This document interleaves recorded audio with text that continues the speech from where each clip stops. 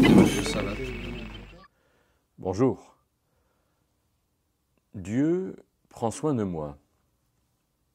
C'est peut-être quelque chose qu'on peut dire comme ça, mais quand on regarde la vie de tous les jours, on peut se dire que on a du mal à le croire. Quand on a un accident, qu'on est cambriolé, qu'on est malade, qu'on vit des circonstances familiales dans lesquelles on ne peut pas grand-chose, qui sont difficiles, c'est très difficile aussi d'affirmer que Dieu prend soin de nous. Et pourtant, s'il ne prend pas soin de nous, alors il n'est pas Dieu. On se trouve donc dans une sorte d'impasse de laquelle il faudrait sortir pour qu'on aille bien, pour qu'on soit serein et que finalement notre connaissance de Dieu corresponde à une réalité qui nous fait du bien. Devant tous ces problèmes, il me semble qu'il est important de se souvenir que Dieu est premièrement souverain, deuxièmement amour, troisièmement juste. Dieu est souverain, ça veut dire qu'il peut faire tout ce qu'il veut, quand il veut, où il le veut et avec qui il le veut. Que Dieu est amour, c'est qu'il nous connaît parfaitement et que la relation qu'il a avec nous vaut plus que tout.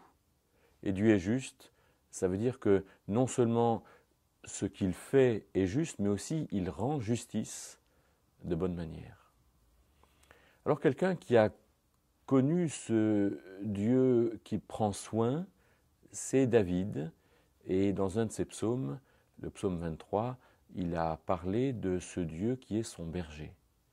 Alors regardons quelques points de ce que Dieu a fait, et notamment à David, tout ce que David peut dire sur Dieu. Et commençons par le fait que Dieu est souverain, puisque c'est par ça que David commence dans ce psaume 23.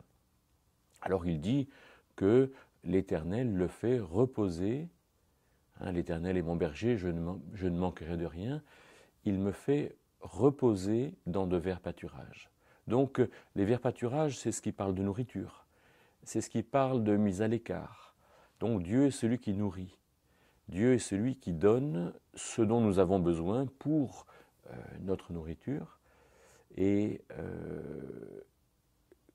que Dieu soit berger, ça paraît sûr, mais est-ce que nous prenons le temps finalement de nous mettre à l'écart pour méditer et pour être renouvelés par ces choses que Dieu nous donne? David parle de verts pâturages, il dit aussi « il me mène à des eaux paisibles ». Donc le rafraîchissement de l'eau, le rafraîchissement de l'âme, le fait d'être suffisamment nourri pour ne pas avoir besoin de quelque chose qui ne dépend pas de notre responsabilité. Dieu fait, Dieu est souverain, et Dieu finalement fait que nous le voulions ou que nous ne le voulions pas. Le problème, c'est que si nous ne le prenons pas, alors nous ne l'avons pas. Alors, David de conclure en disant que l'Éternel restaure son âme. Alors comment est-ce qu'il le fait? On regarde ça au verset 3 et on voit que David dit « Il me conduit dans des sentiers de justice à cause de son nom ».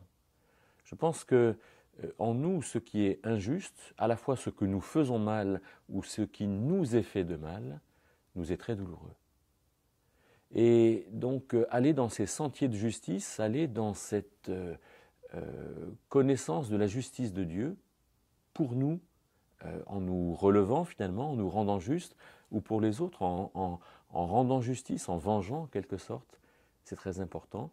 Savoir sortir de ses colères, savoir réaliser que la justice est rendue, de ce fait, je n'ai pas, moi, à me venger de quelqu'un, non, je le laisse avec la justice de Dieu, c'est finalement ça, pardonner et retrouver une relation possible. Voilà le travail de Dieu, un travail de soin, un travail que Dieu fait également parce qu'il nous aime, parce qu'il est près de nous. Mais si nous ne recevons pas ce travail, alors malheureusement, il risque bien de nous échapper.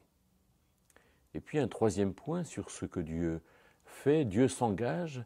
David dit à la fin du verset 3, à cause de ton nom à cause de son nom, alors Dieu est juste, Dieu s'engage, Dieu fait ce qu'il doit faire. Et David de souligner « car tu es avec moi ». David de dire « tu me consoles, quand mes ennemis sont là, tu dresses une table ». Donc, quelque part, le problème n'est pas tant d'avoir des ennemis, d'avoir des contraintes, d'avoir des situations dans lesquelles on n'est pas bien. La question, c'est est-ce que nous sommes avec Dieu, puisque Dieu est avec nous. Dieu prend soin de nous par sa présence et aussi par ses actions. Et puis, notons aussi cette expression, « il oint ma tête et ma coupe est comble ». Il oint ma tête, l'onction montre la consécration, mais aussi l'appel à faire quelque chose. Dieu oint ma tête. Donc je suis appelé à faire quelque chose. Quand les circonstances sont difficiles, je suis appelé à faire quelque chose. À moi donc d'entrer dans ce travail utile, ce travail important, ce travail de collaboration, ce travail qui me donnera une véritable satisfaction. Alors avec tout ça, on se rend compte que oui, Dieu prend soin de nous, par sa présence, par ses actions. Mais certainement, nous privons de cette présence et de ces actions de Dieu parce que nous ne prenons pas suffisamment le temps de nous en rendre compte et de nous les approprier.